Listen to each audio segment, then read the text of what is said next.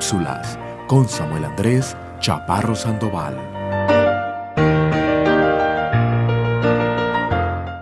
Respetados amigos, reciban un cordial saludo, deseando que Dios siga usando estas cápsulas para que le puedan entender y conocer. Recordemos en nuestra anterior cápsula que vimos esta hojita, y esta hojita comprende 400 años aproximadamente entre el Antiguo Testamento y el Nuevo Testamento. Recuerden que en esta hoja divisoria se dieron grandes avances, los cuales vimos en la anterior cápsula, que era el idioma griego koiné, que era griego popular, y recordemos que las vías, todos los caminos conducían ¿a qué? A ese otro imperio, a Roma. Entonces, estos 400 años fueron muy importantes. Pero, ¿qué más se daría en estos 400 años que hasta el día de hoy ha sido muy relevante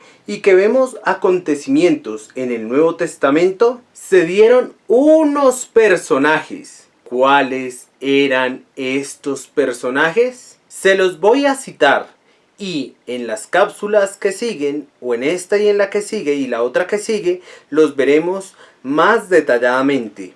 Tenemos a los fariseos, tenemos a los escribas, tenemos a los saduceos, a los celotes y en último lugar a los publicanos. Entonces, fariseos, escribas, saduceos, celotes y publicanos. Bueno, entonces ahora sí entremos en materia. ¿Quiénes eran cada uno de estos personajes? En primer lugar veremos a los fariseos. En las Sagradas Escrituras, cuando entramos al primer Evangelio de Mateo, ya se da por entendido quiénes son los fariseos. Los fariseos, mis queridos amigos, eran unas personas que iniciaron bien. Estas iniciaron bajo el dominio del imperio griego, cuando se dio nada más el griego koiné. Pero, ¿cómo eran estos fariseos y qué significaba la palabra fariseo?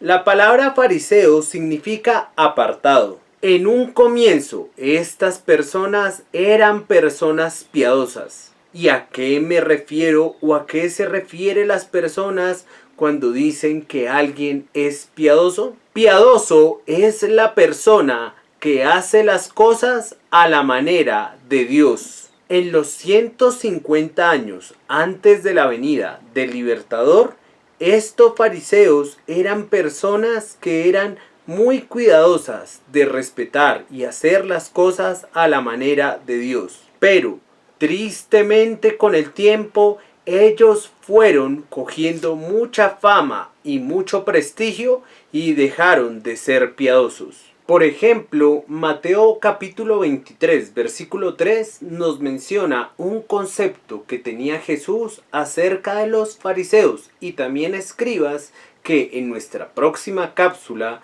si Dios lo permite, los veremos quiénes eran ellos. Bueno, dice así: así que todo lo que os digan que guardéis, guardadlo y hacedlo, mas no hagáis conforme a sus obras, porque dicen y no hacen.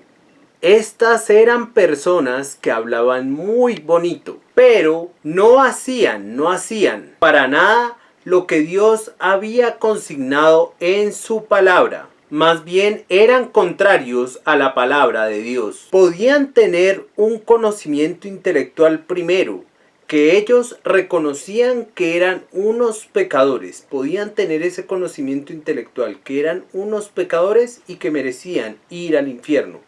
En segundo lugar, podían también creer que no por sus buenas obras se iban a salvar. Algunos de ellos, no todos claramente, pero algunos podrían tener ese concepto, y algunos pensarían que vendría un libertador que tendría que morir por ellos. Pero ¿les bastaba creer eso solamente intelectualmente, mi amigo? ¿Has creído con toda tu mente, con todo tu corazón y con todas sus fuerzas que yo y tú somos pecadores que merecemos ir eternamente al lago de fuego? En segundo lugar, ¿Has creído, mi amigo, que no, absolutamente no, por tus buenas obras te vas a salvar? Y en tercer lugar, y muy importante, que un inocente, que es el libertador, que es Jesús, que es Dios, porque Jesús es Dios, tiene que morir por mí que soy pecador. ¿Has creído eso, mi amigo?